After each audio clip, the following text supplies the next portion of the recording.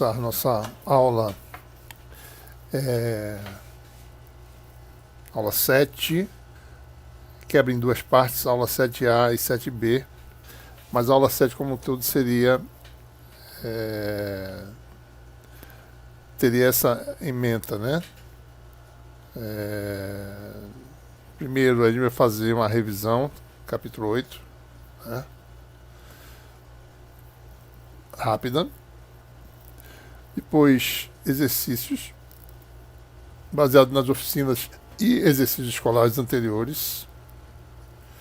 E isso aí vai ser o teor da, digamos, aula 7A. Né? E na parte B a gente começa, nós começamos a parte de linhas de transmissão, capítulo 9. Né? E a gente vai falar sobre análise de campos, né, que é a primeira parte. A gente vai falar sobre modo transverso eletromagnético em linha de transmissão. Vamos ver como é que é o método formal de obtenção dos campos guiados numa linha de transmissão. Vamos também classificar o que é uma linha de transmissão, né? Como é que ela diferencia de guia de onda. Vamos falar sobre as grandezas representativas. E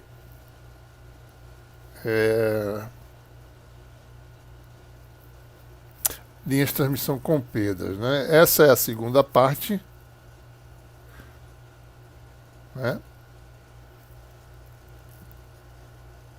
E essa é a primeira parte, né? Então aqui a gente vai ser a aula 7B e aqui a aula 7A. Né? Muito bem, então vamos começar com a aula 7A. Vamos dar uma revisada rápida nos elementos fundamentais que nós temos no capítulo 8, tá certo? Nosso problema gira em torno de determinar, né, frações. Você tem uma interface simples de dois meios, 1 e 2. Onda incidente formando um ângulo de incidência θ com a normal. Né? Plano de incidência é esse plano aqui, que contém o vetor de onda e a normal.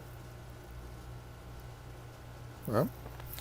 Então, nosso problema é determinar as frações de potência ou de amplitude, né?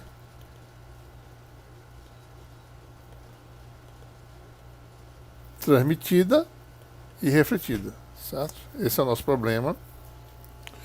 Então, nós sabemos que onda incidente, né, ela gera uma onda transmitida e uma refletida, porque os dipolos ou os constituintes do material eles reagem e produzem essas ondas de reação. A gente pode separar o problema em dois problemas independentes, resolvê-los.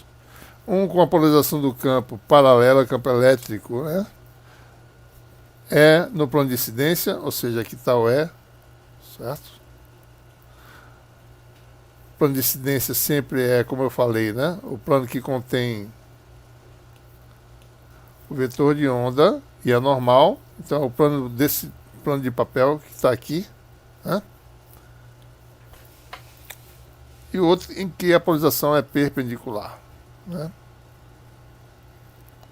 Certo? Então observem que, se vocês olharem direito, né, aqui é o eixo Y entrando no quadro, entrando no papel. Então aqui no caso o H está entrando no papel e nesse caso o E está entrando no papel. Todos eles são colineares com a direção Y, certo?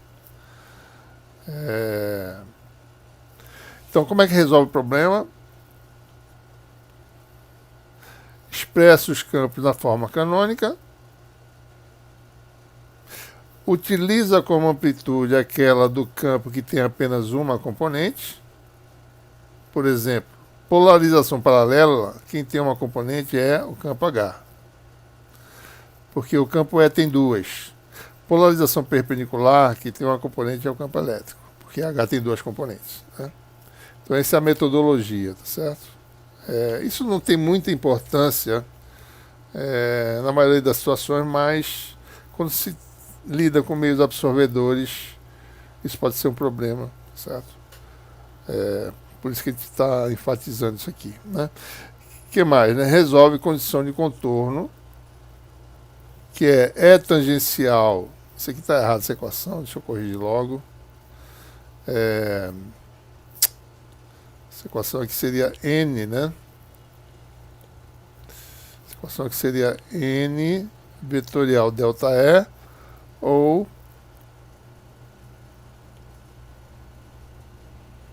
N vetorial delta H igual a zero, certo? O que quer dizer isso? Quer dizer, campo tangencial é contínuo, tanto E quanto H. H tangencial é contínuo, né?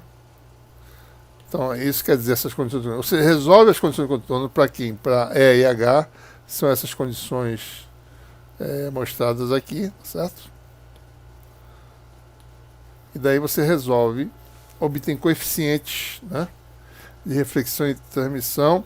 No contexto de resolver o problema, a gente tem que sempre lembrar que os campos só podem ser satisfazer condições de contorno se a variação espacial na direção do plano da interface, que é a direção X, se essa variação é a mesma para todos os campos, né? Então isso implica que o Kx tem de ser conservado dos dois lados da interface. Então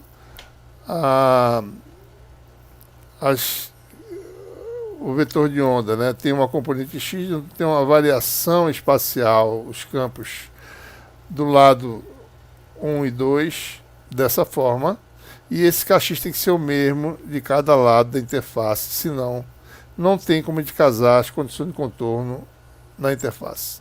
Então essa consideração principal, ela leva à lei de Snell. Essa conservação de Kx, leva à lei de Snell, certo? Ou seja, dados os índices de refração dos meios, então você tem que a componente x, que é o seno de θ, né? N seno de θ é constante, ou seja, N1 seno θ igual a N2 seno de θ'. Né? E esse princípio é aplicável a um número arbitrário de interfaces. Você tem N interfaces paralelas, né? Paralelas. Né? E você tem aqui os ângulos, né? θ1, θ2, etc. Então, se os índices são N1, N2, N3, N4, então a lei de Snell você pode aplicar direto, né? N1 seno θ1, igual a N2 seno θ2, igual a N3 seno θ3, N4 e quem tiver na frente, tá certo? Então isso é uma regra geral. Então Kx é conservado em todas as interfaces desde que elas sejam paralelas, né? Certo? Esse é o princípio. Como é que a gente usa as formas canônicas dos campos?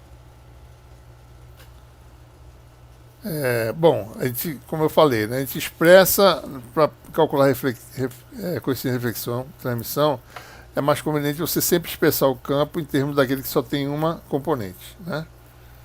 Se for campo elétrico, aqui está o campo, né? E o H é obtido dessa relaçãozinha aqui, tá certo? K vetorial E sobre ômega mi, né? Ou equivalentemente, 1 sobre a impedância, o vetorial E. Né? Então, aqui desse jeito, a amplitude básica que está sendo utilizada é a do campo elétrico, né? seja, o campo magnético é expresso em termos da amplitude do campo elétrico. Se você for expressar em termos de H, então H é o campo conhecido, digamos, H0, né? E o A é obtido a partir do H. Então essa é a relação, ou equivalentemente em termos da impedância, né? Certo? Então, é importante observar que quando você vai calcular a coeficiente de reflexão, você vai fazer um método, né? Por convenção, você mantém sempre os sentidos das ondas refletidas e das transmitidas, né? Do campo principal inalteradas. Ou seja, para a polarização P, H é o campo que é utilizado, certo? Então ele vai ser sempre o H incidente, o refletido e transmitidos, ele só vai ter uma componente e vai ser sempre na direção mais a Y, certo? Então a gente ajusta a direção de E de forma que o fluxo de potência seja correto. Mesma coisa para a polarização S, o E fica sempre paralelo a Y e H é ajustado de forma que o fluxo de potência dê o fluxo correto, certo? Muito bem. Bom, e com isso você tem aí os coeficientes de reflexão e transmissão, né? Nessa tabela, tá certo? Várias formas diferentes, só mostrando aqui como é, né? Polarização P, certo? O H está entrando no papel e o E está dirigido de tal forma que o fluxo dê em direção à interface, né? Então a gente desenha o campo refletido sempre com H, né? Com H entrando, né? Tanto o transmitido quanto o refletido, o H vai estar sempre entrando na direção Y, né? Paralelo a Y, tá certo? Da mesma forma, né? Para a polarização S, o campo E é tangente à interface, está entrando, é paralelo a Y, né? E a gente ajusta o H de forma que o fluxo dê na direção de cá, certo? As expressões são expressões mais ou menos fáceis de memorizar, certo? É o produto cruzado, né, de quantidades ε2k1, ε1k2 em baixa soma, né? Quando você muda para S, basta mudar o Mi. Lembrando que K1, K2, etc., né, essas quantidades, KI, aqui está o K, né, a nossa convenção é Kx é a componente X, no meio 1, digamos no meio I, né? No meio I, essa componente é a componente KI. Essa é a notação que a gente usa, né? K é o vetor de onda que tem componentes Kx na direção X e KI na direção longitudinal, na direção Z. Tá? Muito bem. Então, e você tem o tal, né? Se a gente lembrar, o tal P, 1 mais gama P é igual a tal P. Então, tal P é obtido dessa equação usando essa relação aqui simples, né? Bom, por aí vai, tá certo? A diferença de P para S é mudar epsilon para Mi. A gente também tem as impedâncias, né? Paralelas ou admitâncias paralelas. Então você pode escrever de forma simples, com essa reflexão para ondas P e S, em termos das impedâncias e admitâncias, em que se define a impedância paralela como sendo a impedância de onda cosseno de θ, no meio I, e a admitância paralela é a mesma coisa, né? A admitância de onda cosseno de θ, lembrando que YI é raiz de epsilon sobre Mi, e ZI raiz de Mi sobre epsilon, né? Certo? Vou apagar isso aqui, só para a gente lembrar.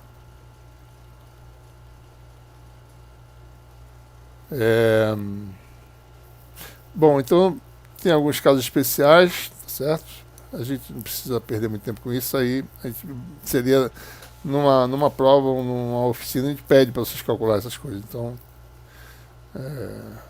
bom, interessante lembrar para a incidência normal, né? Com essa reflexão, a diferença dos índices sobre a soma, isso independe aí, né?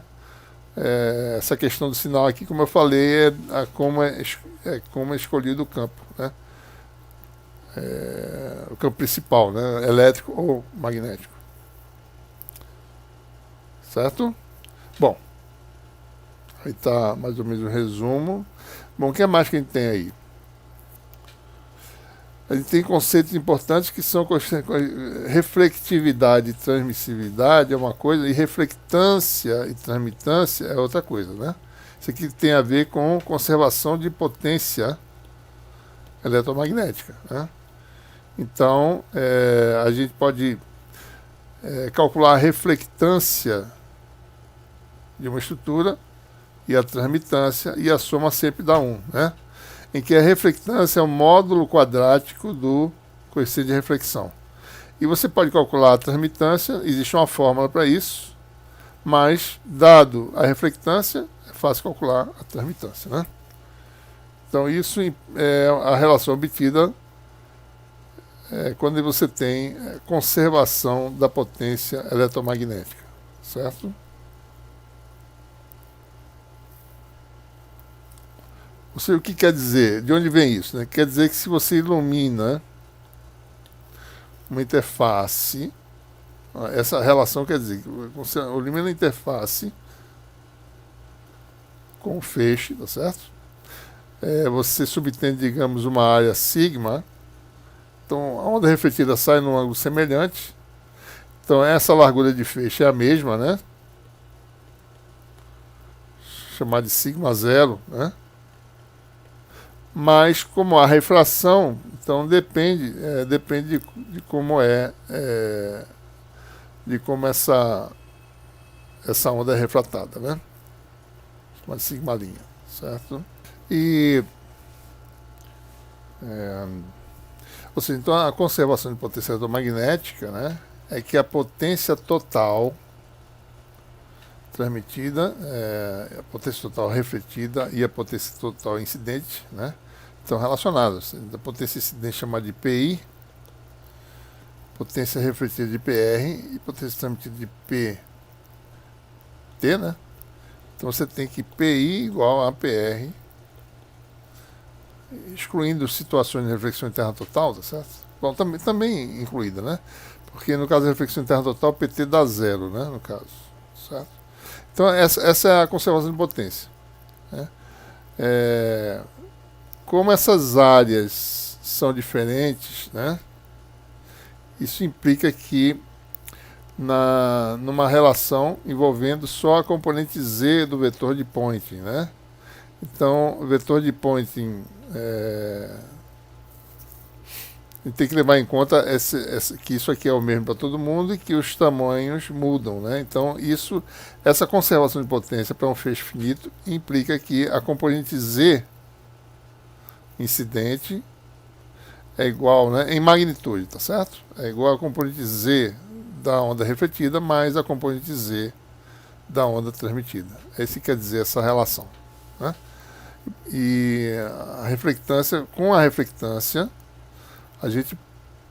transmitância, a gente pode calcular frações de potência refletida e transmitida, tá certo? Então tem que saber usar isso aí, né? Muito bem.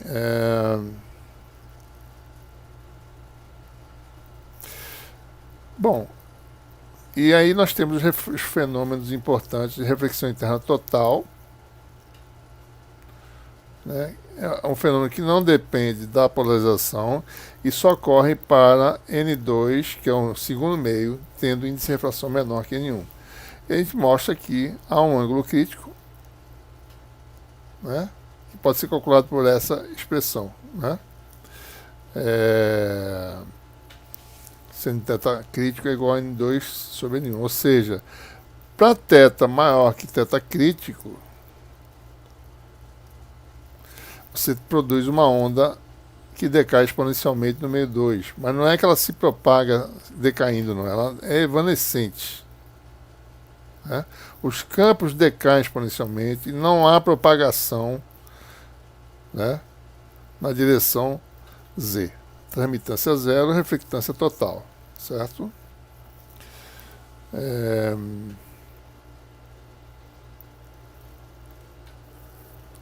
Então, outro ponto importante nessa nossa capítulo 8, né, que existe possibilidade também de transmissão total. Né? E para meios arbitrários, ela pode ocorrer para ambas as polarizações. Né?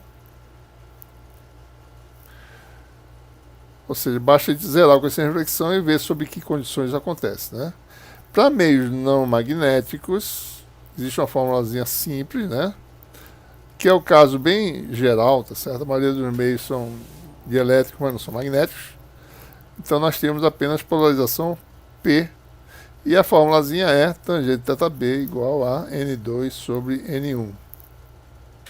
Né? Então nesse caso você tem uma onda incidente, nada é refletido, né? Reflectância zero e transmitância unitária. Né? Aliás, transmitância, exatamente, reflectância igual a zero, transmitância igual a 1. Né? Muito bem. Bom, são os dois fenômenos importantes que a gente tem que lembrar. Certo? Quando nós temos agora meio absorvedor, né, um meio absorvedor caracterizado por um índice de refração, digamos, o meio 1 é transparente. Você tem um problema de uma onda incidente no meio 1, chamada de N1. N2 tem um índice de refração complexo, que é a raiz da permissibilidade, que é um parâmetro relativo, né?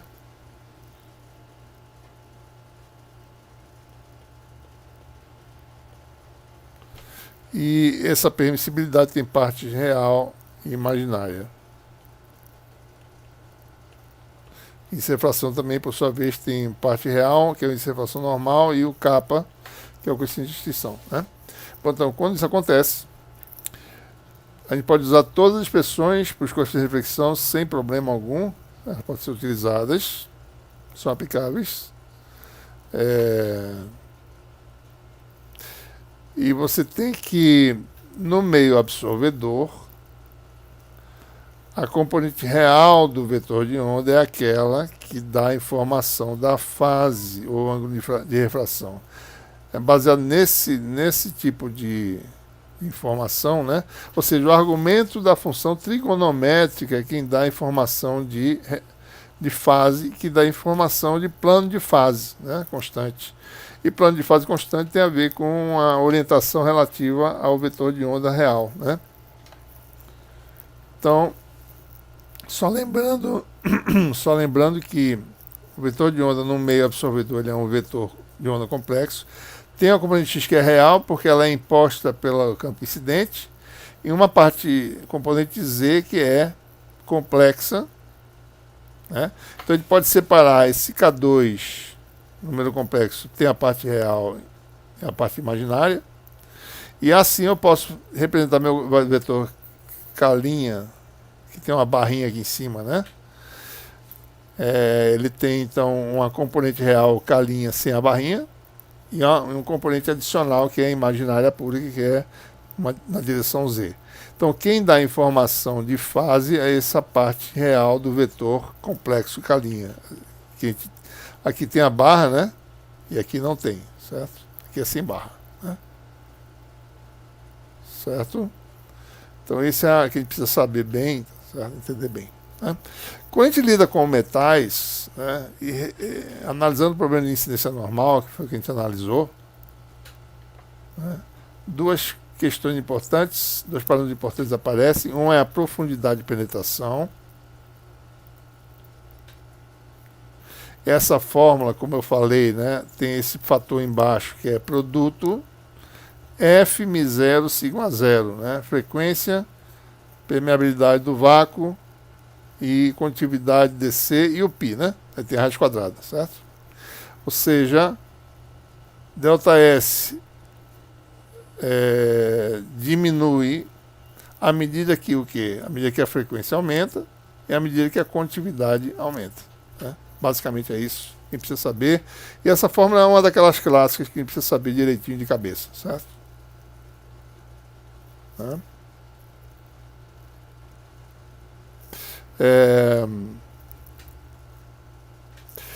E o outro conceito é a resistência de folha, que permite calcular perdas em condutores, né? Quando a gente for trabalhar lá com guia de onda, certo? E com linha de transmissão, a gente vai precisar saber a atenuação, né, nessas estruturas. E a impedância da onda que penetra num condutor, a impedância de onda é Zm, e ela pode ser escrita dessa forma. Ela é indutiva, porque tem um mais J aqui. Então ela tem aqui resistência de folha, que é 1 sobre condutividade, profundidade de penetração. Simples, né? Ela representa simplesmente a resistência que qualquer quadrado de qualquer tamanho teria, né, na superfície do condutor, certo? Entrando no papel, é como se o campo penetrasse só uma quantidade, uma profundidade ΔS, e um quadrado do condutor tem uma resistência total, que é dada pela resistência de folha, né? Certo? Então esse conceito é muito útil. A gente pode calcular, por exemplo, né, uma superfície condutora em que a corrente flui nesse sentido, né, no sentido de L, e atravessa uma largura W, aqui subtende uma profundidade ΔS no papel, tá certo? Então a resistência é simplesmente comprimento sobre condutividade, né, que é a fórmula clássica, profundidade e largura atravessada. Isso aqui é a área, né, efetiva atravessada pela corrente que flui, né, nesse sentido, né? Então essa seria a fórmula da resistência elétrica desse retângulo agora, né? Mas observando aqui, você tem esse termo, nada mais é do que a resistência de folha. Então você tem L sobre W, resistência de folha. É uma fórmula simples de calcular. Então observe que esse conceito de resistência de folha é útil, né? Qualquer que seja a estrutura, né? Digamos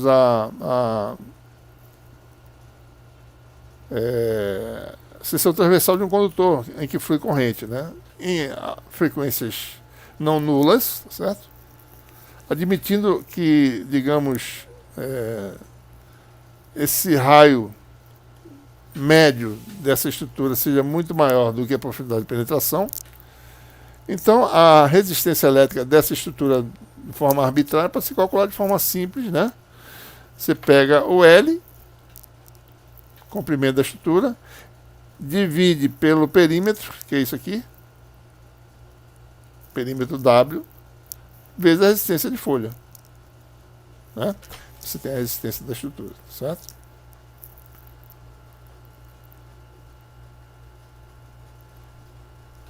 Muito bem. Então é isso que a gente queria revisar para esse capítulo 8. Tá? Muito bem, agora nós vamos fazer um conjunto de exercícios. Vamos tentar fazer esses. Eu peguei aqui alguns de oficinas anteriores, tá certo? Tem mais ou menos 6 problemas para a gente resolver, né?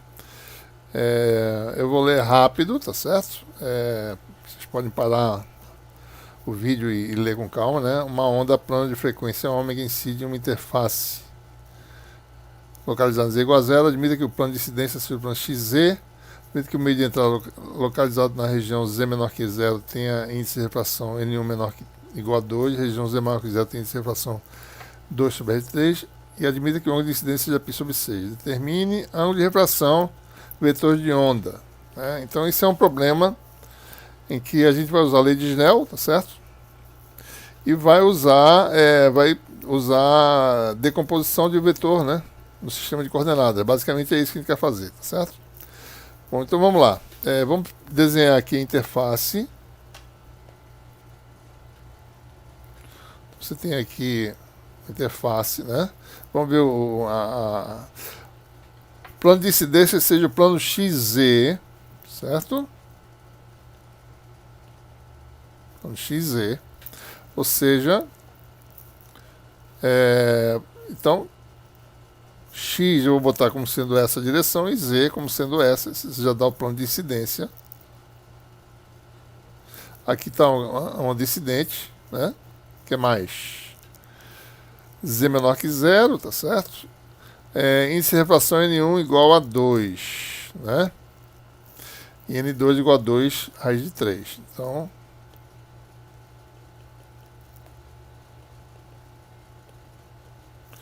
o que se fala aqui?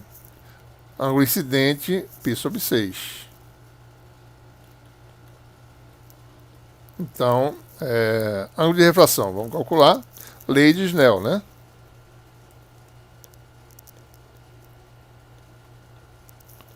Que é aquela lei, né? N1 seno de θ1, ângulo de incidente, chamar θ1 igual a π sobre 6, igual a N2 seno de θ2. Bom, seno de θ2, vamos botar aqui, não é o mesmo, né? Vamos botar aqui, digamos que seja assim, tá certo? Veja, na realidade, a gente pode saber se é mais aberto ou mais fechado, dependendo do valor aqui, do valor do N2, né? Mas vamos deixar assim. Então você tem aí N1, que é 2, seno de π sobre 6, igual a N2, que vale 2 raiz de 3, seno de θ2. Então você tem aí seno de θ2. Isso aqui está errado. Seno de θ2 igual a 2 sobre 2 dá 1 sobre r de 3. Seno de π sobre 6. Seno de 30 que dá 1 meio, né? Então isso aqui dá 1 sobre 2 raiz de 3. Então o ângulo θ2 é o arco seno, né?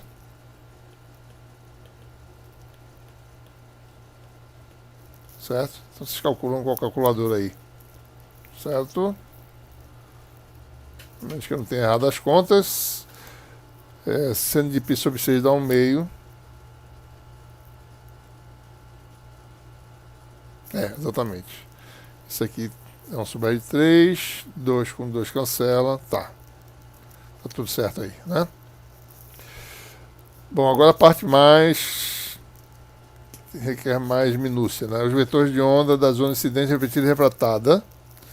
Bom, lembremos, né? A frequência ômega, né? Então, o vetor de onda no vácuo vale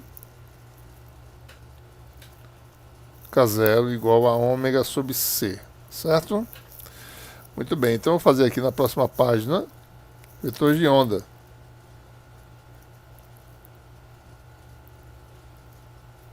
Que é um de incidência, né? θ1.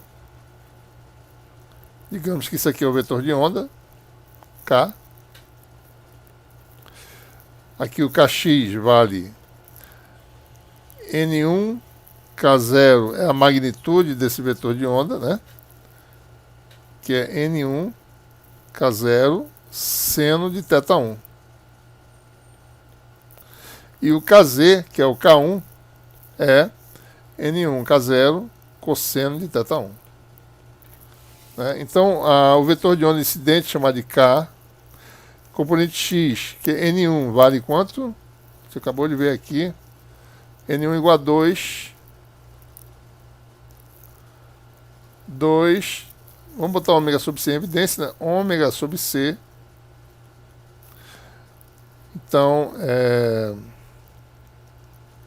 desculpe. N é igual a 2 ômega sobre C. Componente X é seno de θ, seno de π sobre 3 AX, né? Mais cosseno de π sobre 3 AZ. Então, o vetor de onda incidente, ele tem essa expressão. Isso aqui vale meio, né? 1 meio de AX. E o cosseno vale raiz de 3 sobre 2. Né? Se o vetor de onda incidente, o vetor de onda incidente é assim, o refletido é assim. A diferença deles é que eles têm o mesmo kx, só muda o sinal da componente Z. Então, o K duas linhas vale 2 ômega sobre C. Na realidade, eu posso cortar esse 1 meio aqui que eu não tinha visto, né? Tira esse 2 aqui, tá certo? Tira isso aqui. Tira isso aqui. Então, fica assim a resposta. Certo? O K refletido vai dar... da mesma forma, eu vou apagar esse 2 aqui. Então, vai dar semelhante, vai dar AX menos raiz de 3 AZ. Tá? E o transmitido, K', é o que? É o mesmo kx, né? Kx AX, mais o vetor de onda no meio 2, que é N2K0, cosseno de θ2 AZ. Tá? Ou seja, o kx é N1K0 seno de θ, né? 1, certo? Então, o K' vai ser K' igual a... Isso aqui dá 2... K0 na evidência, né? Ômega sobre C. 2 seno de π sobre 3 AX. Mais N2, que é 2 raiz de 3. Bom, cosseno de θ2, né? A gente calculou já. Ainda não, né?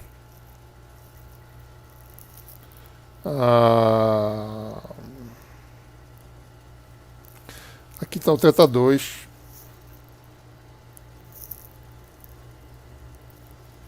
O seno de θ2 está aqui. Cosseno de θ2, vamos calcular aqui. Cosseno de θ2 é igual a 1 menos o quadrado disso aqui, 1 sobre 4 vezes 3, 12. Cosseno ao quadrado de θ2, né? Que dá 11, 12. Certo?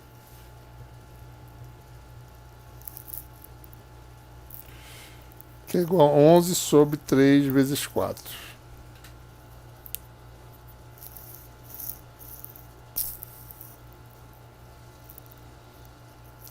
Ou seja, cosseno de θ2, dá esse número maluco aí, dá 1 meio, né, de raiz de 11 terços.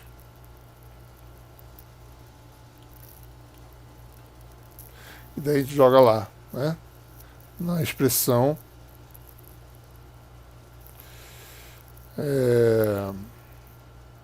Cosseno de θ2 é o que está faltando. Tem 2 raiz de 3, né?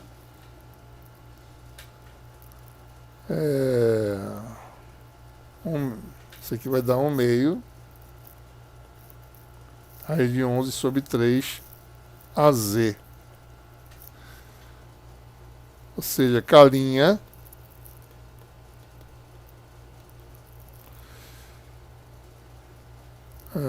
2 com 2 cancela, raiz de 3 com raiz de 3 cancela, vai ficar 2 seno de π sobre 3. Esse aqui tá π sobre 3 é uma incidência, é π sobre 6. Não, π sobre 6. Tá errado aqui, hein? Aqui é π sobre 6. Π sobre 6. Que dá, isso aqui dá 1, né? Então isso aqui vai dar AX mais raiz de 11 a z. É bom vocês verificarem se eu não errei, tá? Porque eu estou fazendo de uma vez só sem verificar. Aí fica para vocês fazerem essa tarefa. Pode ser que tenha um errinho qualquer aí, mas o princípio é esse, tá certo? No princípio deve estar correto, né? Essas contas, tá certo? Muito bem, então resolvemos o primeiro, né?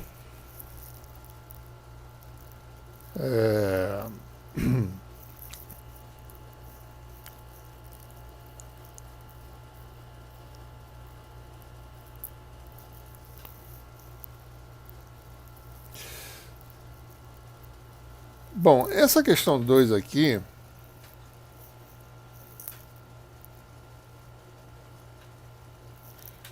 que eu estou lendo aqui, tá certo? Uma onda plana incide uma interface planar entre meios não absorvedores, admita que o ângulo de incidência seja nulo. Os meios de entrada 1 e saída 2 têm parâmetros epsilon m1 e epsilon 2m2. Defina seu sistema de coordenadas, deduza expressões para as coeficientes de reflexão e transmissão, determinar relações dos parâmetros para que o coeficiente de reflexão seja nulo para a incidência normal. Muito bem, isso aí é aplicar a condição de contorno e para o caso específico de incidência normal, né? Certo? Então, opa, o que houve aqui? Ficou. Bom.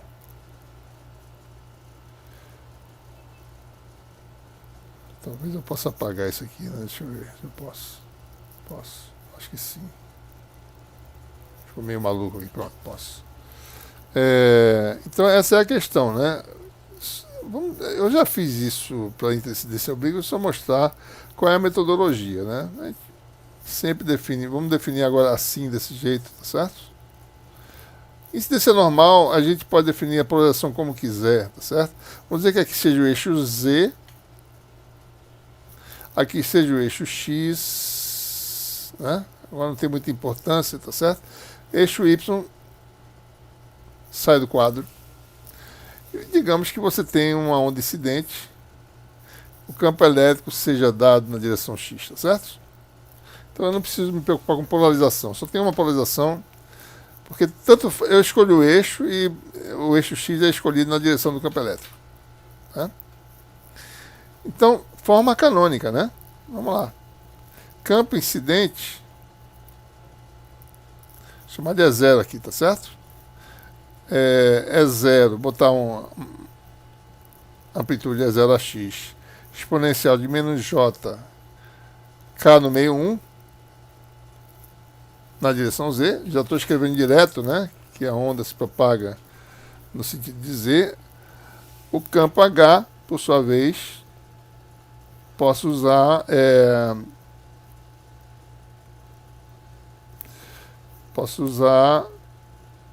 aquela fórmula, né? 1 sobre impedância, por exemplo, né?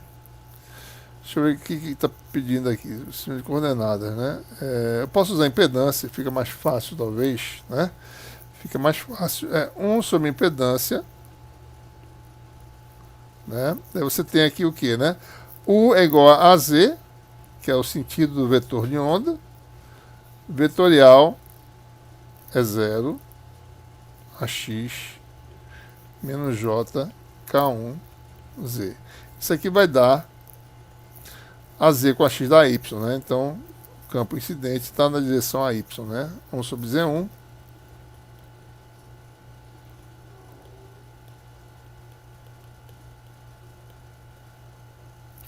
Né? Eu vou definir o coeficiente de reflexão, manter os campos Z todos na mesma direção, tá certo? Então, o campo refletido, chama de duas linhas, vai ser o quê? Um coeficiente de reflexão gama, é 0, AX, exponencial de J, K1Z. O campo refletido, H duas linhas, tem que mudar de sinal. Não vou nem olhar aqui, tá certo? Tem que mudar de sinal para dar um fluxo. Então ele tem que ser menos a Y.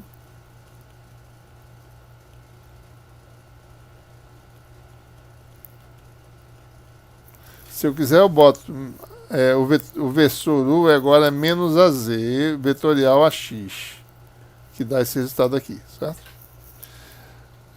Muito bem. Campo transmitido é linha igual a tal, é 0, AX, J, K2Z, e H' igual ao que? 1 sobre Z2, tal é 0, a Y, né? No caso. Essas são as formas canônicas que a gente obtém. O que a gente faz aqui? E tangencial é contínuo, né? H tangencial é contínuo. Então, aonde Z igual a 0. Então, você faz o quê? Pega aqui a soma dos campos do lado 1, que são este mais este, na direção x, é igual a este, em z igual a 0, né? Uma equação. É 0, mais gama é 0, igual a tal é 0. Mesma coisa aqui, tá certo? Campo tangencial total contínuo. Então, o campo incidente é 0 sobre Z1. Faltou aqui o cosseno de reflexão que eu esqueci, né? Deixa eu apagar aqui.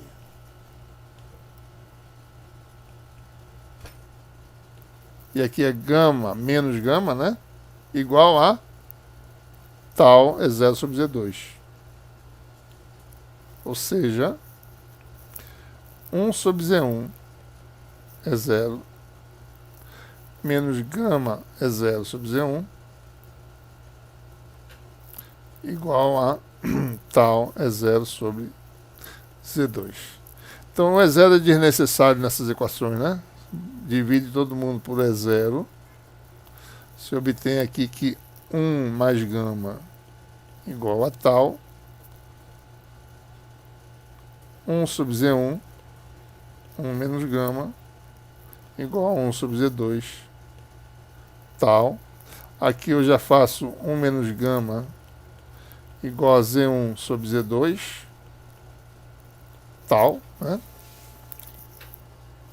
Ainda tem essa equação A e essa equação B, né? Então, se tiver duas equações, duas incógnitas, deixa eu botar uma pertinho da outra. Aqui, 1 mais gama igual a tal, 1 menos gama igual a Z1 sobre Z2 tal. Se eu somar as duas, eu isolo tal, né? E se eu tirar a razão entre elas, eu removo o tal, tá certo? Então, eu obtenho o tal na primeira, somando as duas, tem 2 igual a tal, 1 mais Z1 sobre Z2. Daí você tem coeficiente de transmissão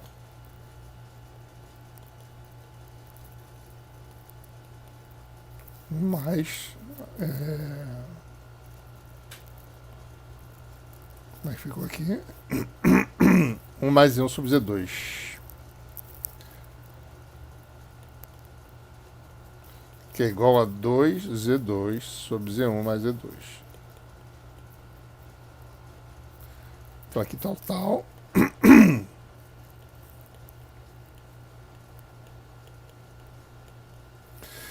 E aí, temos aí então, dessa equação aqui, né? 1 mais gama igual a tal, você tem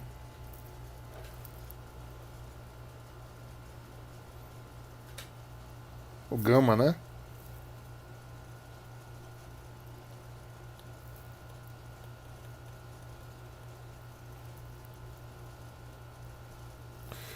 Então, o gama vai ser igual a tal menos 1, né?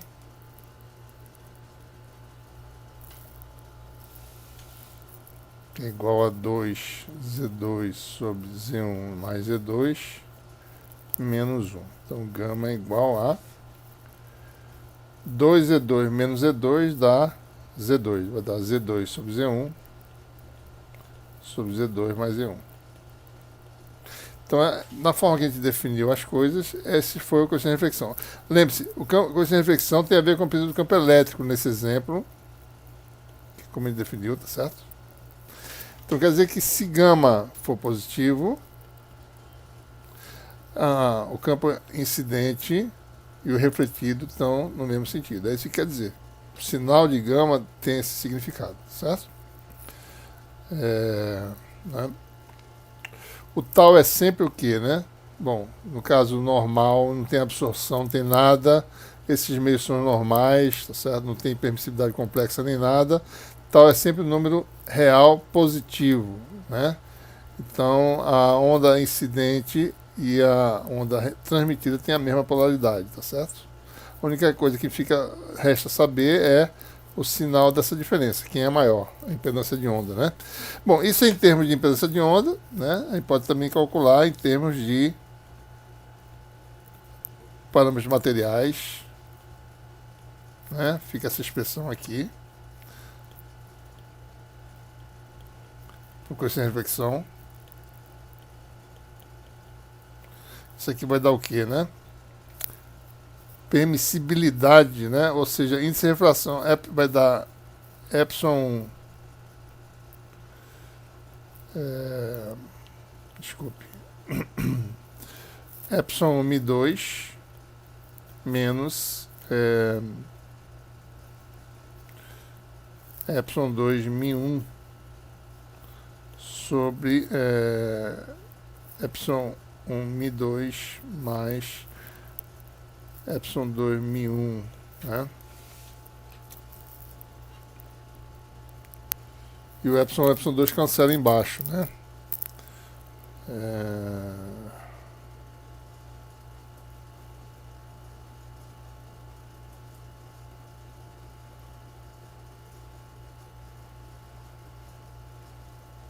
É isso que nós temos mesmo, certo?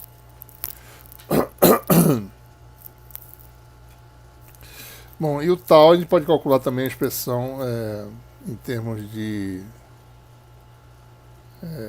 se quiser botar em termos da... né?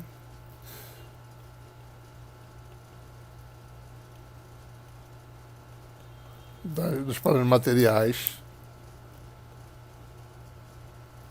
Fica mais complicado. Eu vou deixar assim, tá? Não tem muita elucidação aqui, né? Bom, então aí está o resultado, certo? São essas expressões, ou essa aqui, se quiser, certo?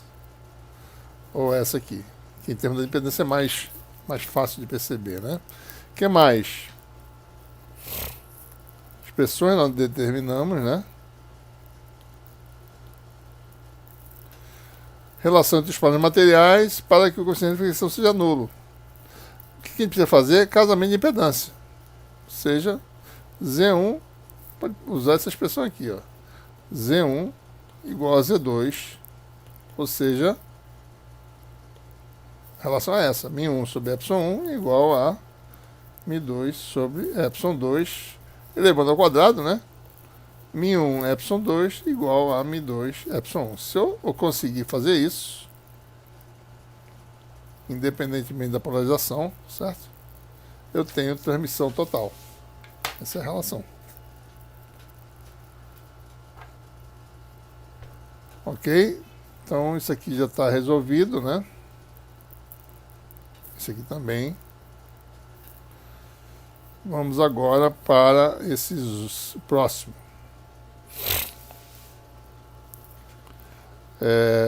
Onda plana incide uma interface planar com campo elétrico de amplitude de 1 volt por metro. Ângulo de incidência nulo. Parece com problema 1, né? Meio de entrada seja o vácuo. Meio 2 é absorvedor com permeabilidade magnética M0 igual ao do vácuo em separação complexo 1 menos J. Defina seu próprio sistema de coordenadas. Determine expressões para a reflectância e transmitância. Determine a potência ativa média, etc. dissipada no volume menos epsilon cuja área iluminada na interface seja A, profundidade igual a L. Então vamos por partes, né? Ora,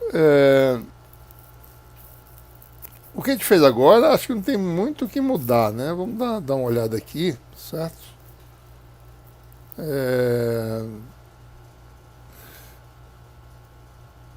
Não há muito o que mudar aqui, tá certo? Eu acho que a gente pode usar as mesmas expressões, né? Que a gente está usando aqui. Então vamos fazer essa questão 3 aqui.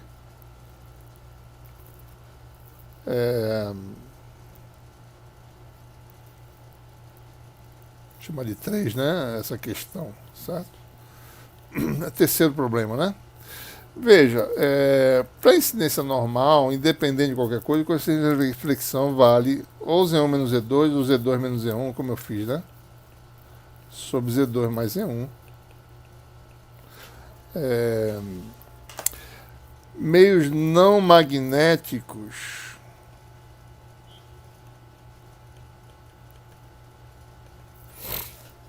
Então você tem agora μ sobre epsilon, isso aqui vai ser μ0, né?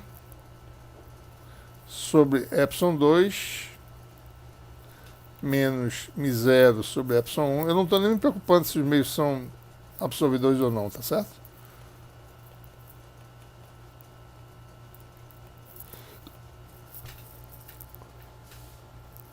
Isso aqui vai dar raiz de epsilon 1. Isso aqui vai dar raiz de epsilon 1 menos raiz de epsilon 2 sobre raiz de epsilon 1 mais raiz de epsilon 2, ou seja,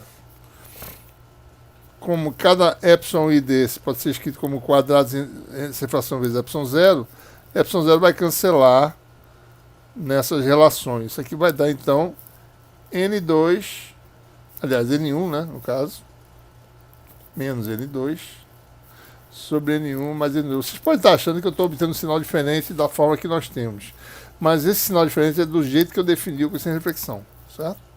Isso não tem problema, desde que eu saiba, né? Então é N1 menos N2 sobre N1 mais N2.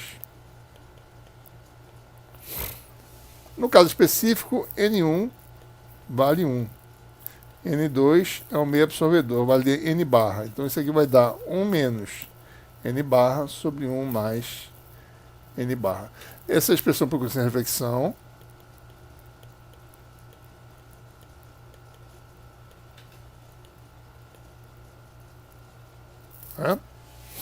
Vamos ver aqui.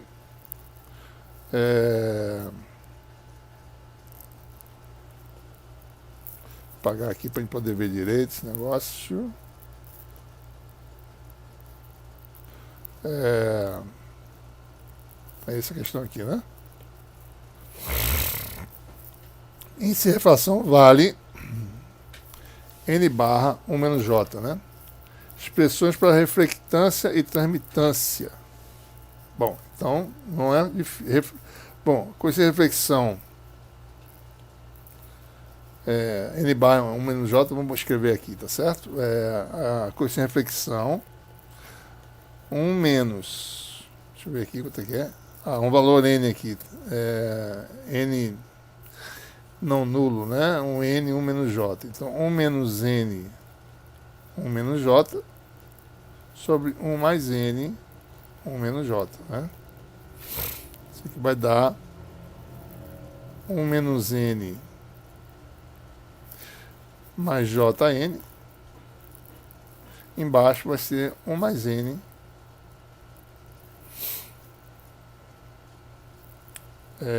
menos JN, né? Certo? Então, esse é o coeficiente de reflexão. A reflectância é módulo quadrado. Coeficiente de reflexão, isso aqui vai dar um módulo desse número, né? Que dá 1 menos N ao quadrado. N é maior que 1, né? Geralmente, então vou botar assim, certo? N menos 1 ao quadrado mais N ao quadrado sobre N mais 1 ao quadrado mais N ao quadrado. Não tem muito que a gente pode fazer aqui mais, tá certo? Esse é o máximo que a gente pode chegar, eu acho. Posso expandir em cima, mas não... Então a reflectância vai dar esse número aí, tá certo? N menos 1 ao quadrado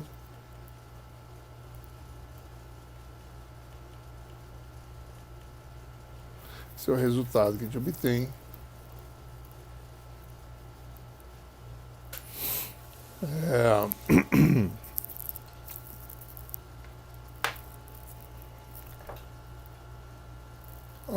Que mais? Já foi feito, né? Reflectância e bom, e transmitância? Bom, transmitância obedece à lei de conservação, né? A lei de conservação é reflectância mais transmitância igual a 1. Então, transmitância é 1 menos reflectância. Se eu pego essa expressão aqui, ó,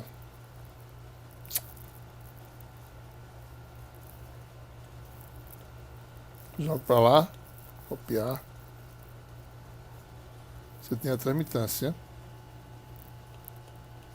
1 menos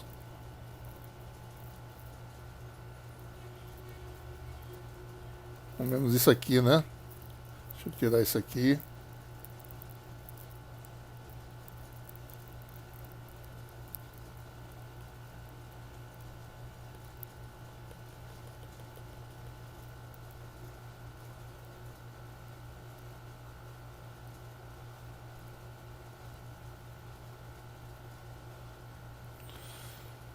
Tira esse achurado aqui. Pronto, ficou meio defeituoso aqui esse negócio. 1 menos isso, né? Vamos só corrigir aqui. N menos 1, N2.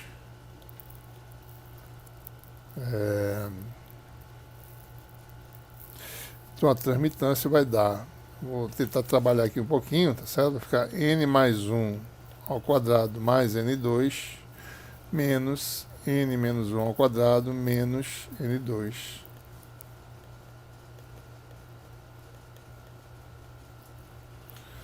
Então isso aqui vai cancelar, né? Isso aqui é a diferença de 2 quadrados. A diferença de 2 quadrados da soma da diferença. Tá N mais 1 ao quadrado menos N menos 1 ao quadrado.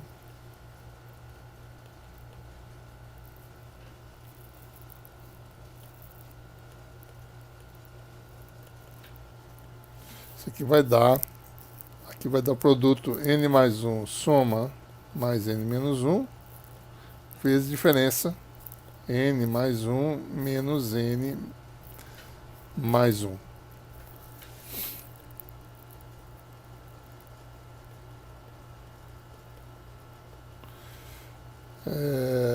Aqui cancela, fica 2N e cancela, fica 2. Então a transmitância vale 4N sobre N mais 1 ao quadrado mais N2.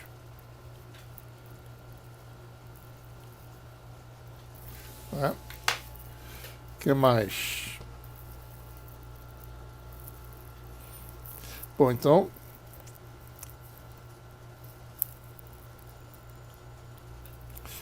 determina a potência ativa média dissipada em um volume do meio absorvedor cuja área iluminada da interface seja A, cuja profundidade seja L, né?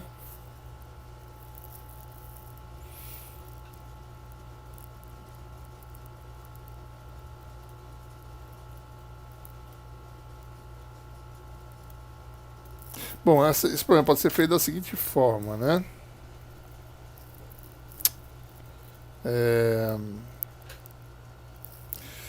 Você tem uma coluna, digamos aqui, iluminada, né? Uma coluna do meio 2, comprimento L.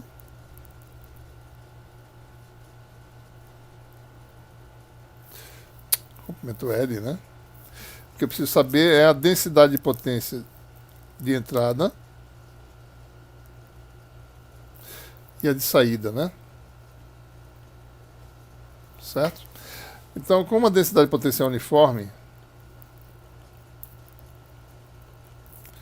então a potência dissipada simplesmente vai ser para uma área que aqui está sendo dito uma área de, seja A, né? Uma área A. Então a potência vai ser A, potência de entrada que é S0, menos a potência de saída que é S1, certo? Essa é a expressão que a gente vai utilizar, né?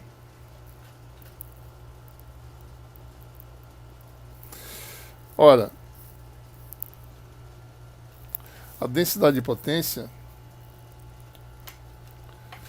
é o campo transmitido. Vou escrever aqui direitinho para a gente ver, né? O campo transmitido, lembrando, né? É tal é zero. Esse aqui é o campo E, AX. Exponencial de menos J. O K1 que eu falei é índice de refração número 2, K0, Z, né? Isso aqui é o campo elétrico. Produto vetorial com campo magnético, que é tal é 0 sobre Z2.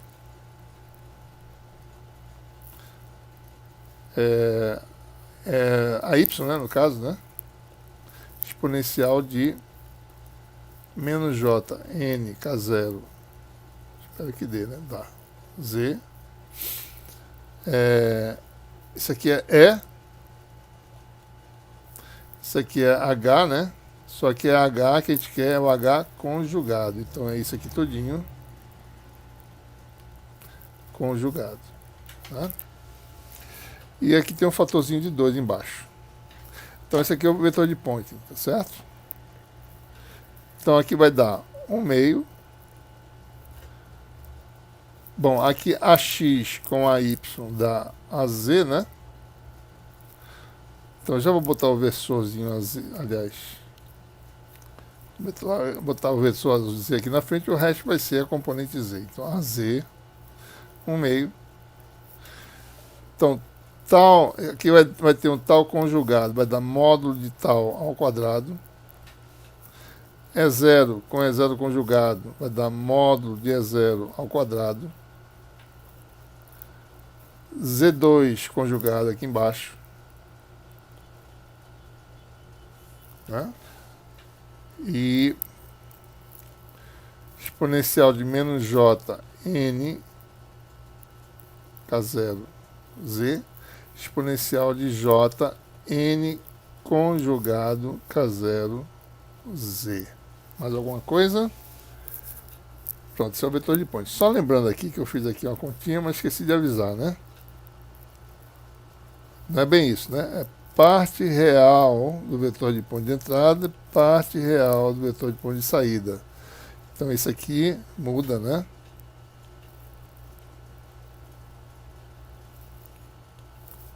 Parte real vezes a área, né? Delta P é isso aqui. Certo? Então é isso que nós temos. N é igual a N 1 menos J. N conjugado é igual a N 1 mais J. Aqui você tem exponencial de menos J, N menos N conjugado K0, Z. Então, N menos N conjugado vai dar menos J, né? 2N. Certo? Então, essa exponencial aqui vai dar o quê?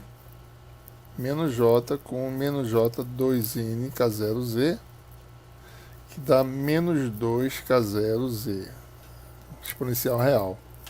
Então, o vetor de Poynting é igual a AZ sobre 2 tal ao quadrado é 0 ao quadrado sobre Z2 conjugado. Aí o fator exponencial de menos 2N. Botou um N aqui, né? K0, Z. Que mais? Bom, quem é a impedância no meio 2, né? É μ0 sobre ε2, que é ε0 n ao quadrado. Então, Z0 sobre n, né? Então, Z2 conjugado é igual a Z0 sobre n conjugado. Tá? Então, você vê que o vetor de Poynting é AZ sobre 2, tal 2,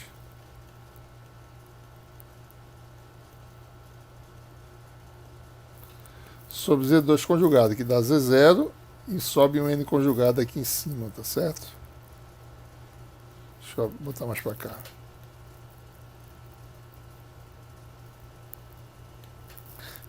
N conjugado AZ sobre 2 S. Eu devia chamar S2, né? Para ficar diferenciando aqui. Chamar de S, né? Porque só tem esse S mesmo envolvido. Pode ser S mesmo. Não tem problema não.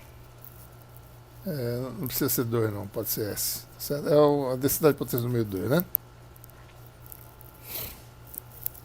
Então, finalmente, real. O que a gente quer é real de S. Isso aqui é N1 mais J, né? Conjugado, né? Real está aqui, certo? Então, real de S é AZ sobre 2 N módulo de tal ao quadrado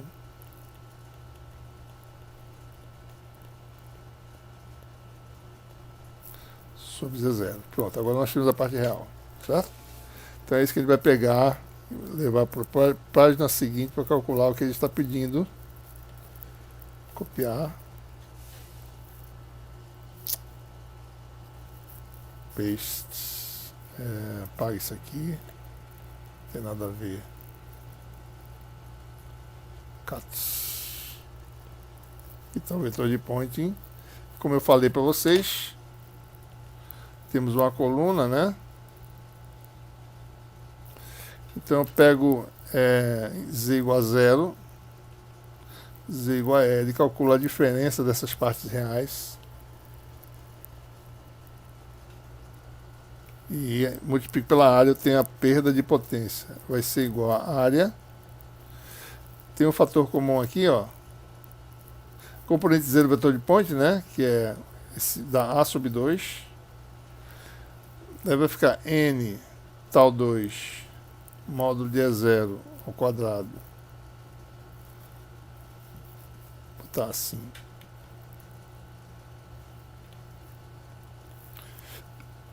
Z0 é impedância de onda do vácuo, né? Então vai ficar na entrada da exponencial disso aqui, dá 1. Em Z igual a L vai dar 2NK0L, né?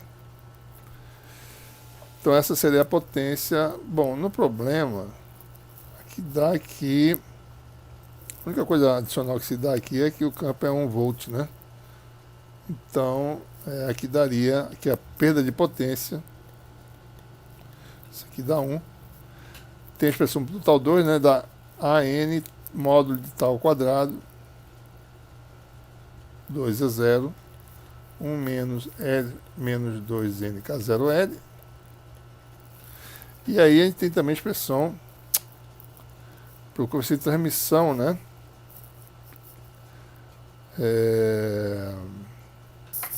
O coeficiente de transmissão não é a transmitância, né? Só um detalhe, tá? Isso aqui não é módulo de tal ao quadrado, certo? Então o tal está aqui, né? Cadê o tal?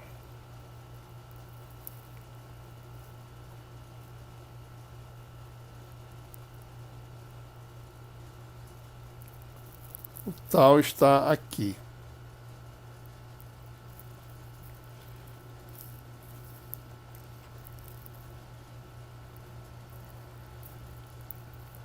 Então está aqui. Né? 2Z2 sobre Z1 mais Z2, vamos botar lá para ver como é que fica, né? Módulo de tal quadrado não é a transmitância, né? Por isso que é importante lembrar isso. Isso não é a transmitância, certo? Então, tem que calcular isso, a relação entre eles, tem que calcular direitinho quem é a componente do vetor de Poynting.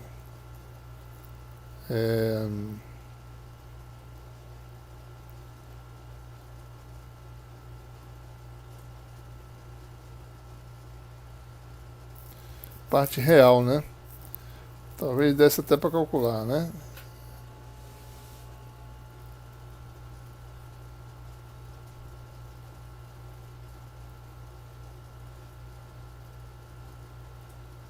Bom, 2Z2 sobre Z1.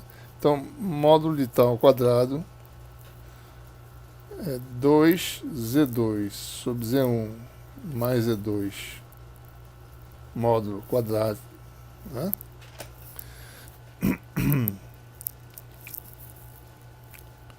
Isso aqui vai dar 4.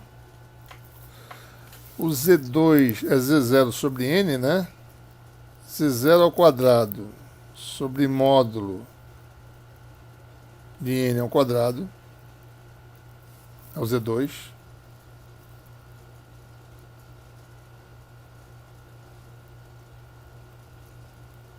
É, 61, a impedância de onda é Z0, né? Então eu posso botar Z0 em evidência aqui. 1 sobre Z0 ao quadrado. 1 sobre módulo de 1 mais Z2, que é 1 sobre N barra ao quadrado, né? Certo? Então, módulo de tal ao quadrado dá... Aqui em cima vai módulo de N2 em cima, tá certo?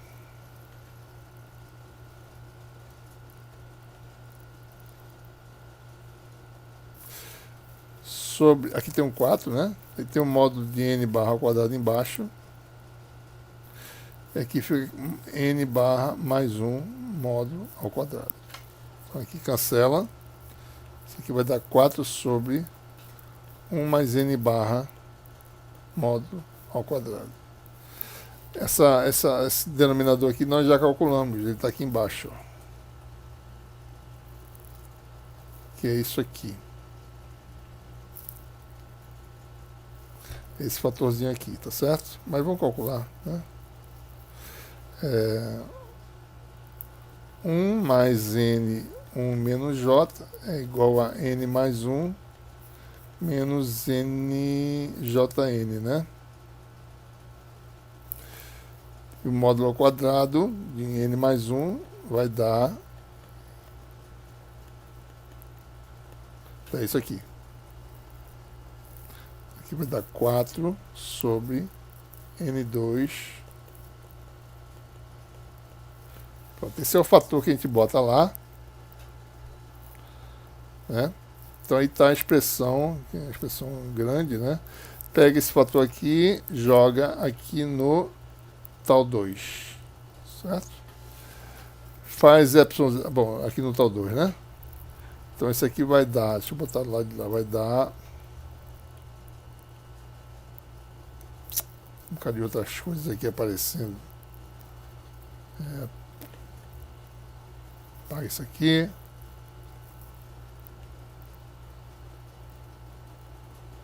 Pega a expressão aqui pro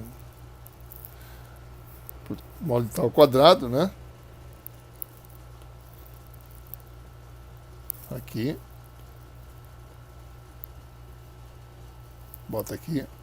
Paste. Pronto. Deixa ela aqui, daí a gente calcula aqui a ΔP. Então a expressão final da ΔP igual a 4 com 2 cancela, vai ficar N...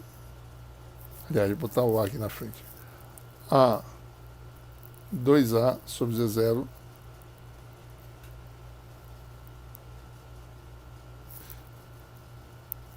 N sobre N2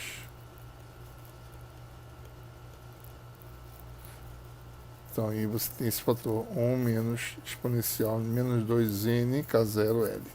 Essa é a potência dissipada no meio 2. Então, observe, pessoal, não se esqueça, hein?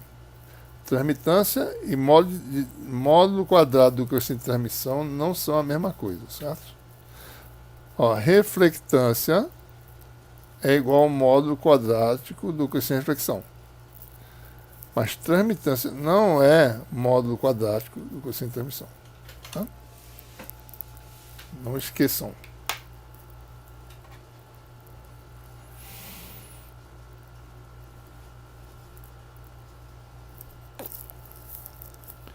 Bom,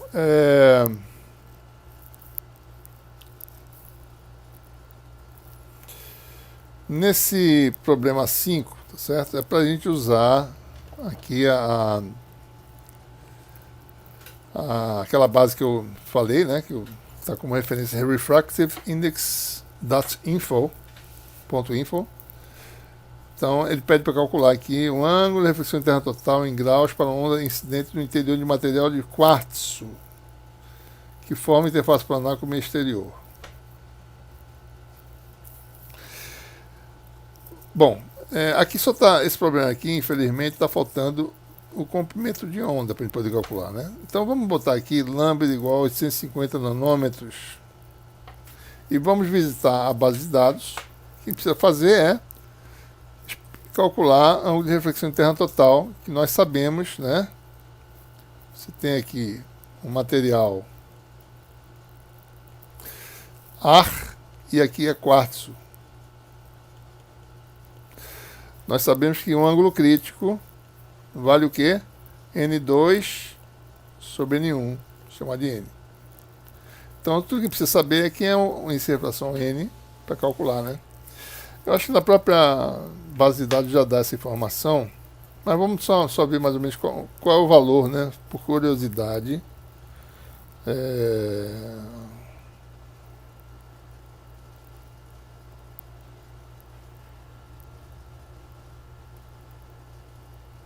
Deixa eu escrever aqui, refractive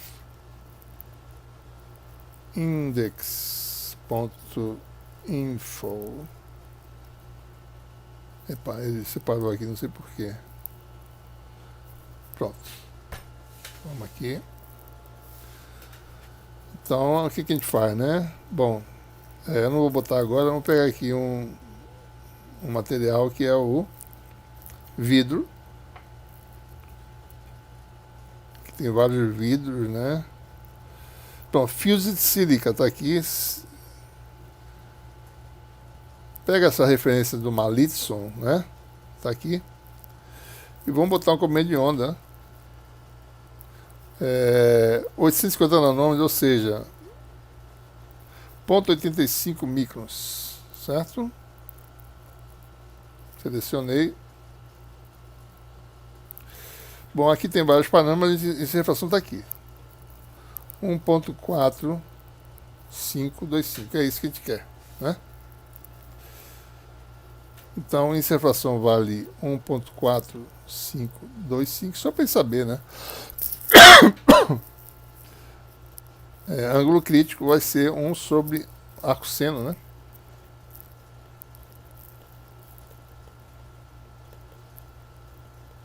Deixa eu ver se eu tenho uma calculadora aqui.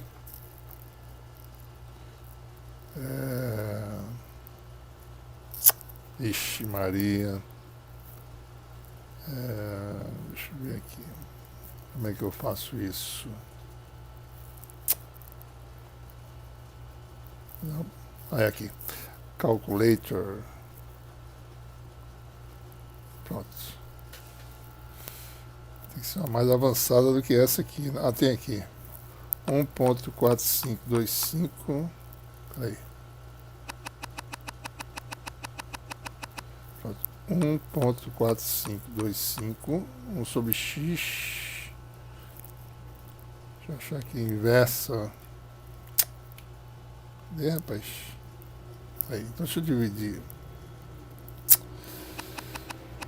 Assim que é mais 1 dividido 1.4525 igual. Tá certo? Deixa eu fazer de novo. 1 dividido por 1.4525. Já está calculando, é? Ah, tá. Entendi. Bom, igual, né? Daí o arco seno, eu vou tentar ver como é em graus, né? Seno a menos 1 tá aqui. Ah, não, tem que fazer antes. Fazer antes. Arco seno de 1 dividido por 1.4525. 43.509. 43.51, né? Essa é a resposta. Para quartzo, lambda igual a 850 nanômetros, θc é 43.51, né? Pronto. O resultado é esse, né?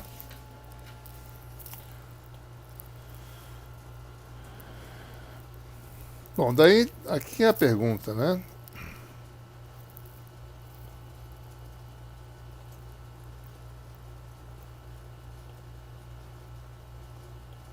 Opa, aqui não.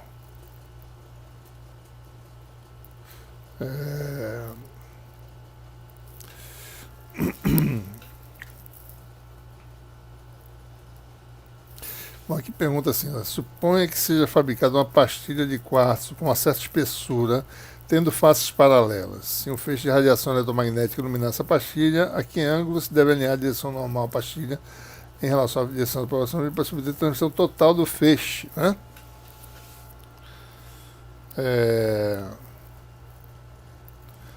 Bom, isso remete ao que? Se você tem, como eu falei, né? Para vocês pensarem aí, tá certo? Deixa eu botar uma pastilha. Opa. Uma pastilha de quartzo, certo? Você vem então aqui com uma onda incidente, que é normal. Você vem com a onda incidente, né? Peraí, deixa eu botar mais para cá. Uma onda incidente, né? Digamos que ela vai vem do ar, né? Você vem do ar, você vem com quartzo e ar de novo. O que acontece? Essa onda vai refratar em direção à normal, né? Porque se refracionar aqui 1. Eu tenho aqui uma outra normal, né? Certo? Ora, isso aqui é o ângulo θ, ângulo θ' de acordo com a lei de Snell, tá certo? Ângulo θ'. Ora, reciprocidade, né? Θ' do lado denso e θ do lado menos denso. Θ' do lado denso, θ do lado menos denso. Então, obviamente, você pode mostrar, né? Usando a lei de Snell, tá certo? Que esse ângulo aqui, que é o mesmo kx, né? É θ, certo?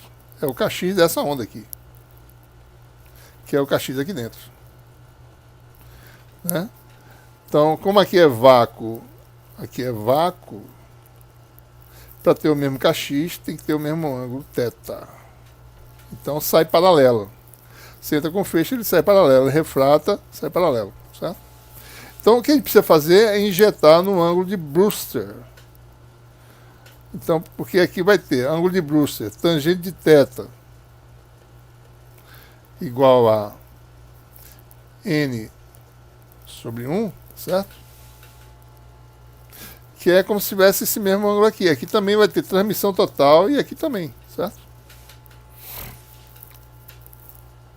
Esse tangente de θ' lá, que está aqui, tá certo?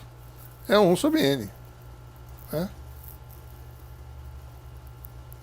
Certo? Ou seja, a gente injeta no ângulo de Brewster, tangente de θ igual a, cadê o índice de refração? 1.4525, está aqui. Então é N2 sobre N1, 1.4525, arco tangente. Então, uma janela de quartzo A gente tem que projetar tal que o ângulo incidente, né? Se você tem um feixe assim, você faz uma janela inclinada, né? Com esse ângulo θB aqui, tá certo? Então vamos calcular aqui 1.4525 arco tangente 1.4525 55.453. Então aqui está o ângulo θB.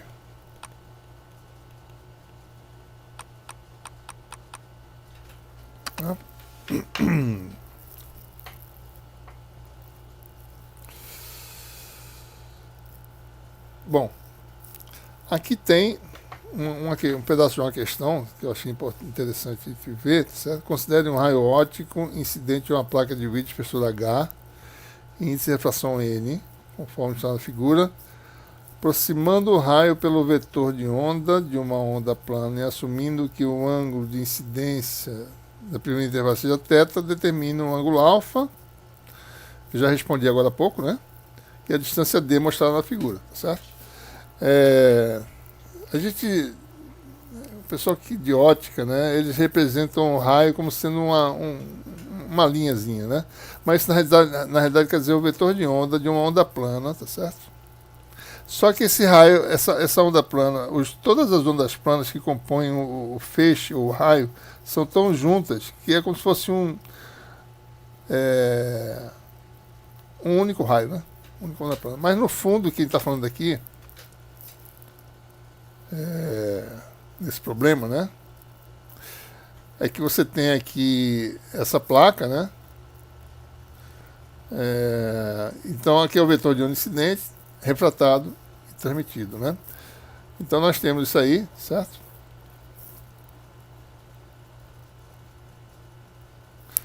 Então é isso que precisa saber. Bom, ângulo de saída alfa, nós sabemos que é igual a θ, porque conservação do vetor de onda. Então vou fazer aqui. Tem que saber a distância, né? Então você tem aqui primeira interface, onda incidente,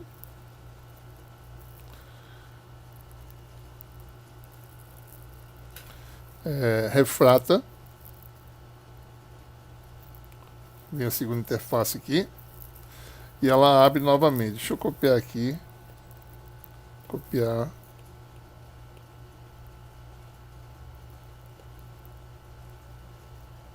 ela aqui, pronto, está em paralelo, certo? Já mostrei já por argumentos, né? Basta você fazer a conservação do vetor de onda, que esse ângulo na realidade é igual a θ, né? Segunda pergunta índice de refração N, né? Qual é a distância D? Não é muito difícil calcular, né? Distância D é a separação aqui, tá certo? Então, se isso aqui é H, né? Isso aqui é D. Bom, isso aqui tem um ângulo, né? Θ', certo? Então, seno de θ', ou tangente, né? Melhor. Vamos fazer o seno de θ' é igual a D sobre a hipotenusa, né? Que é H2 mais D2 raiz quadrada, né?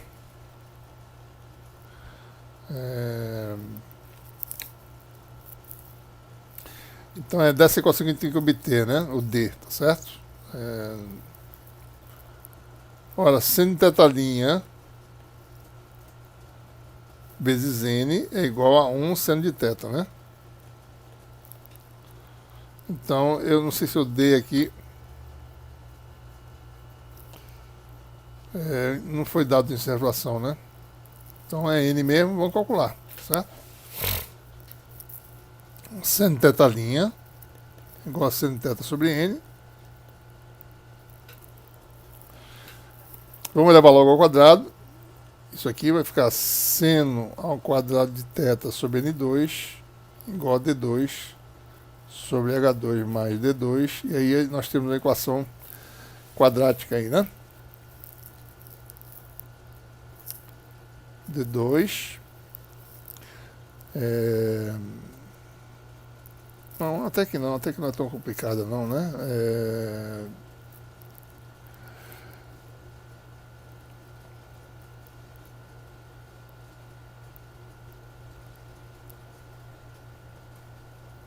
Vou botar assim, D2 mais H2 vezes seno ao quadrado de θ sobre N2 igual a D2. Talvez seja melhor de multiplicar por N2, fica melhor, eu acho. Porque tem que ter ideia que quem aqui é positivo, né?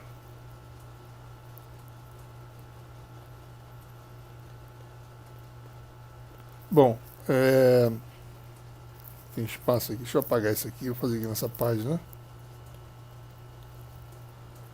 Bota isso aqui tudo para cima.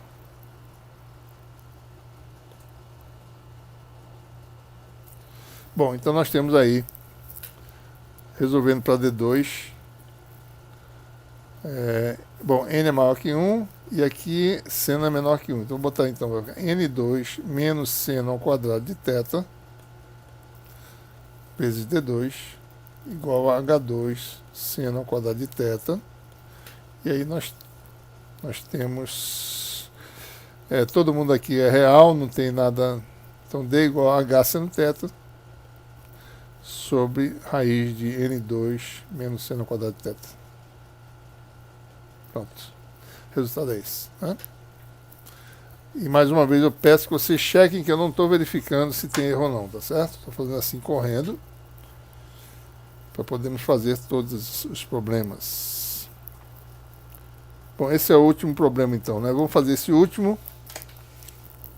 Aqui você tem uma onda incidente. Vou fazer assim, tá certo? N1 maior que 1 e N2 igual a 1, certo? Então, incidência, fazer assim, certo? Digamos que a incidência seja de baixo para cima, θ. Então está dizendo aqui que N1 seno θ1 vale 5/4 e o ângulo θ é menor que π sobre 2. Profundidade de penetração no campo no meio 2. Comprimento. Bom, eixo X seria isso aqui, tá certo? Comprimento medido no sentido X, mas para dentro do meio 2, em que o campo decai para um sobre S. Interface, expressa a resposta como são de comprimento de onda no vácuo. Bom, então vamos calcular, certo? Então, aqui está dando, na realidade, né, o problema está fornecendo o Kx. Né? O Kx está sendo fornecido, certo? Vamos fazer aqui separadamente. Né? O Kx está sendo dado, né? Kx é igual a N1K0 seno de θ. Seno θ1 no caso, né? O campo incidente, tá certo? Então nós temos aí N1 seno θ1 vale 5/4. Ele está dando o Kx. Né? Então o Kx vale raiz de 5/4, né? Vezes K0. Então nós temos aí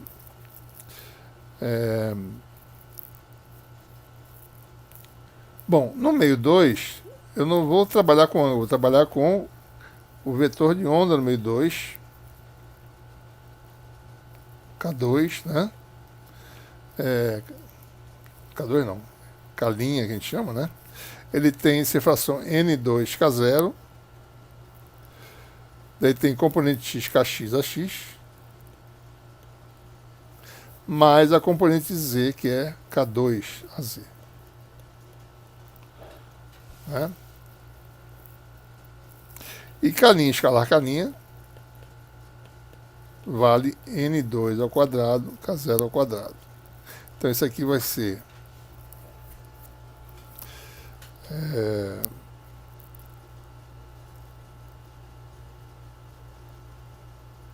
Desculpa, isso aqui está errado. Isso aqui não tem isso aqui não, certo? É Kx a x mais K2 a z.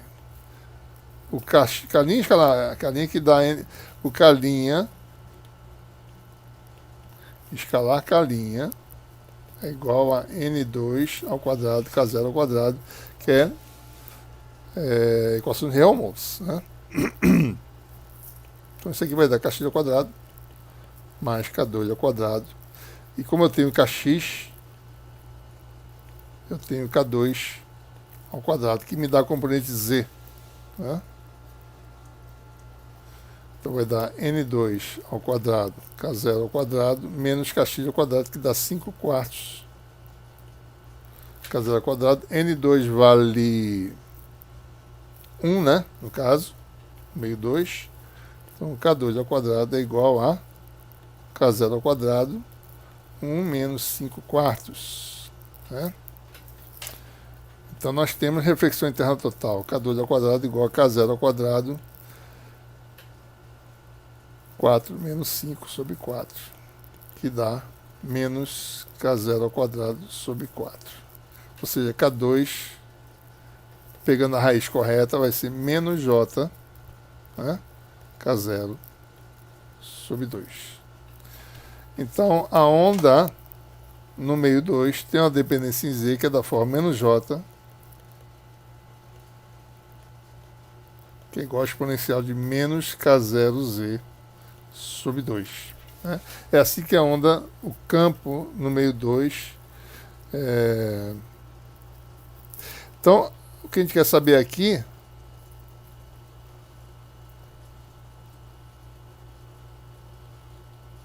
é a profundidade de penetração do campo no meio 2. Né? Então, os campos variam com exponencial de menos K0Z sobre 2. Isso aqui é exponencial de menos 2π sobre lambda, né? 2π Z sobre 2 lambda 0 do vácuo, menos π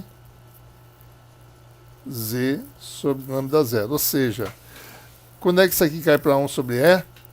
Quando πz sobre lambda 0 der 1. Então, a profundidade de penetração é Z igual a lambda 0 sobre π. Né? Tem uma onda evanescente no meio 2, certo? E você tem, então, essa, né, em termos de comprimento de onda, tá certo? Bom, então, com isso a gente conclui essa nossa aula 7A. Né? Segunda parte agora é o início da aula de capítulo 9. Já já a gente começa na aula 7B.